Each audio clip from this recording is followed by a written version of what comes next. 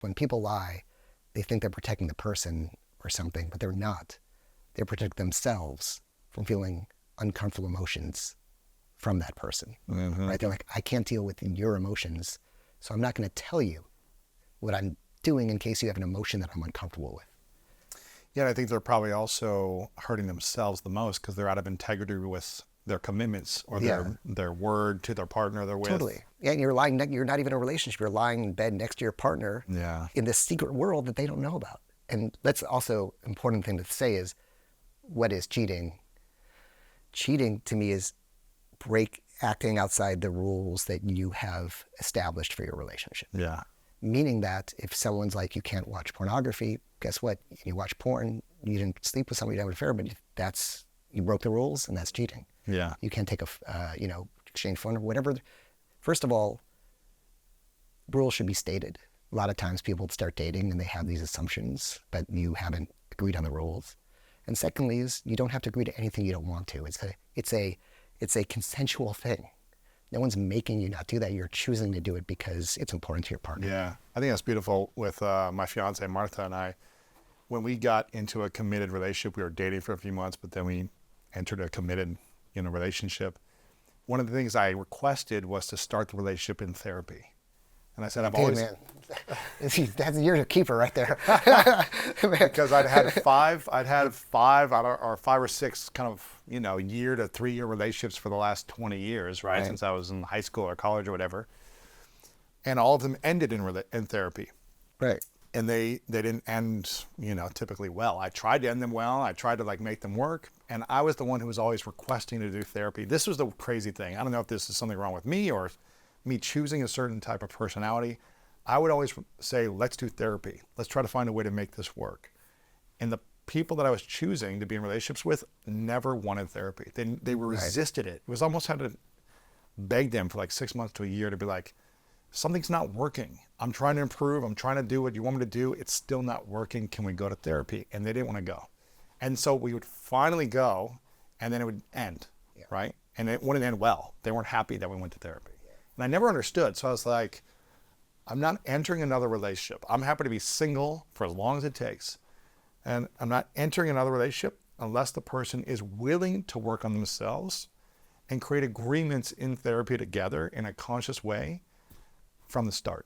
And Martha right away was like, yeah, man, let's do this. Yeah, I mean, for the right person, that's such a value add. It's amazing. Yeah. And so when you talk about rules, we created agreements early on. Right. Every time we did a session, we were like, okay, we're experiencing a little discomfort here or friction here. Can we create an agreement around this so that we both know where we're at? Yeah. And just make sure we're going in the right direction. Otherwise, let's get out of this thing early. Yeah. It's like, why wait 2 years and just have all these chemicals connecting and not talk about our values, our vision, our lifestyle, kind of our agreements, and make sure we're aligned.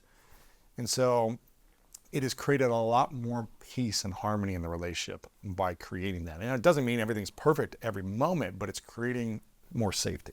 Yeah, one thing I love, we have so many thoughts on what you said, but one thing I love, someone said, and I haven't been able to do it, I think it's a way better way they said we have intentions, not rules. Yes. I think intentions. Ours are agreements, yeah. Yeah, what's one of your agreements? One of the agreements was within the first year, and it's like little things could turn into big things, right? Yeah. It's like a little thing where maybe it's not that big of a deal, but it can be if it happens every other month. For sure. One of them was within the first year, she would want to talk about something challenging at night. Like we get into bed, I'm ready to fall asleep, I'm exhausted. Right. It's 10, 11, 12 o'clock or whatever. I'm winding down mentally, emotionally, physically, and then she wants to start a conversation. And it's not like a light conversation. It's like something that takes time and energy and presence from me.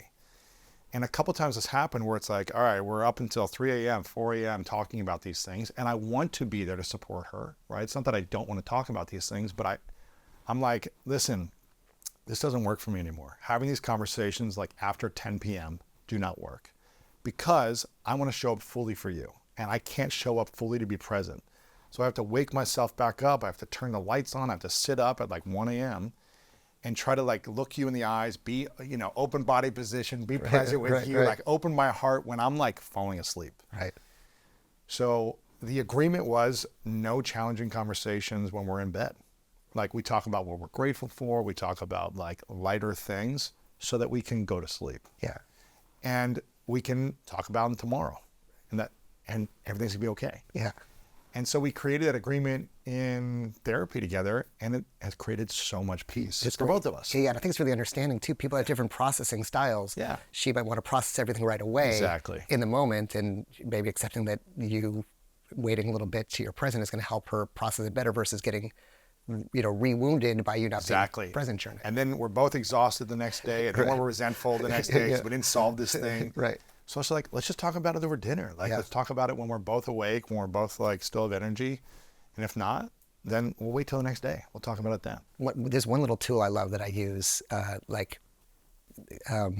call them, I guess, check-ins. I don't know, I haven't heard.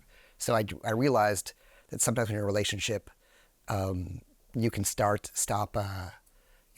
grow distant without meaning to by not talking about certain things, especially things that might be uncomfortable with each other. So what I started doing is every other night, it was in bed, but earlier, and and I kind of recommend this it's great for relationships as a check-in. Here's how it works: is one person shares everything uninterrupted of what's going on for them. Then afterward, the other person can share everything of what's going on for them. And the deal is you just listen, don't interrupt the other person, and you also don't defend yourself, right? If they're like, I was frustrated. And sometimes if you hear everything versus reacting right away, you'll see that it's not about you. Right. Like one big key, this is like the hardest thing for people to do, but the most important thing to do, whether work or relationships, it's so hard, is just not to defend yourself. Very hard. As soon as you defend yourself, someone shuts down from telling you their truth. It's very challenging. And even if they're wrong, if I'm like, listen, Lewis, when I walked in here, you were so disrespectful to me. Like I walked in and you were busy doing other stuff and I haven't seen you in so long. Let's just say it's that, and we know that's not what happened. You were nothing but awesome when I walked in. You can say like, so what was your experience of that? Like what was it like for you? Did that hurt? Was that hard for you? Without ever validating that reality as being yours. And so you can just let them say everything about it, how they felt. And once they feel emptied and complete, you can say, I'd love to share what my experience of you was when you walked in, and I just want to share my reality with you. Right. And so you can actually, it's the most beautiful thing to really hear someone out when you don't disagree, and you never need to agree with them or say it's right, but what is right is that those were their thoughts and feelings. Those are facts that they were their thoughts or feelings, whether a camera would have seen those same actions or not. Yeah, but it's how they were feeling. It's their interpretation. Yeah. I love relationships. I literally think some people think they're healthy till they get into a relationship, right? And it's like, so I think like once you're in a relationship, going to therapy, doing that work is like, it's two people growing together is beautiful.